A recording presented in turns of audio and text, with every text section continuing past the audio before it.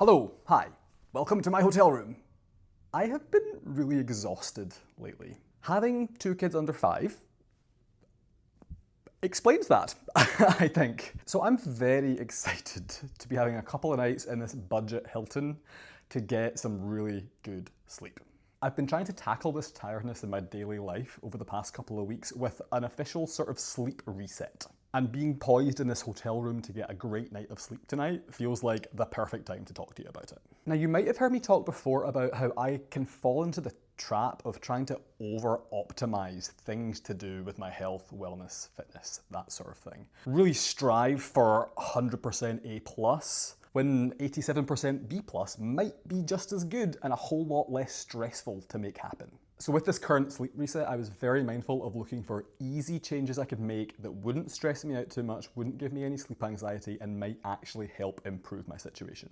So I committed to making 5 easy changes for 2 weeks just to see what would happen. I'll walk you through them in a second, but I don't want to bury the lead. I do think that one of them, or kind of a pair of them, actually did make a really big impact, and I'm going to keep using them moving forward. Number 1, I committed to getting up at the same time every morning without fail. Weekday, weekend, didn't matter. I got up at 6:45 every morning.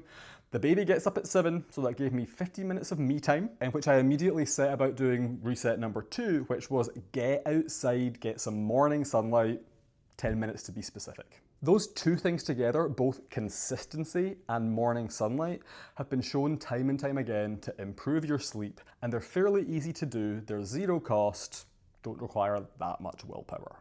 I think my Uber Eats is here. I'll be right back.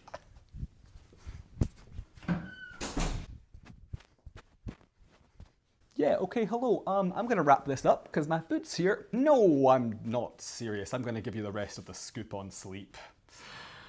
Where was I?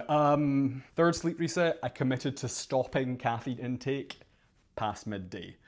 I'm not that sensitive to caffeine, I don't think so, but it is something that people talk about when it comes to impacting your sleep.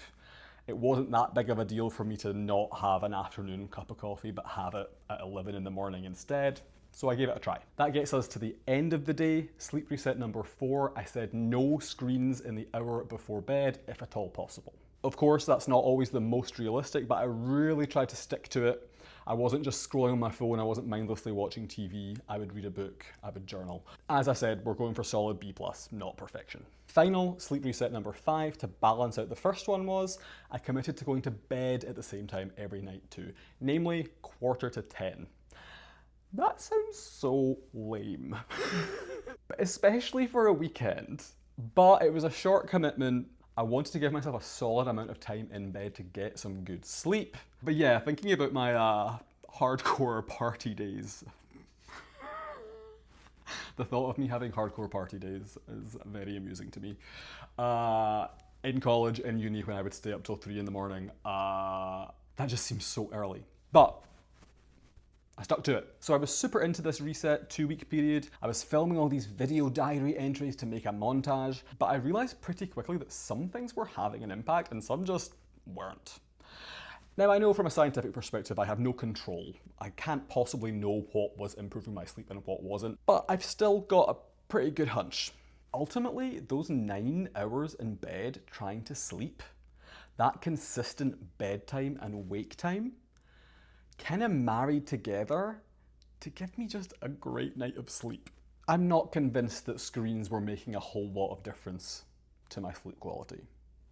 I'm sure they are on the margins, but I don't think it's making me drag my feet in the morning when I get up.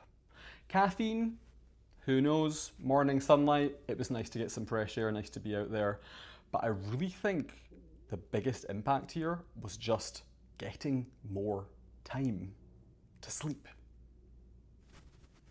And I had the dumbest realization, which is so much of the sleep advice says you should aim to get 7 to 9 hours of sleep most nights. And I think everybody, or at least I do, takes the average and says, oh, 7 to 9 hours? Okay, I'll go for 8.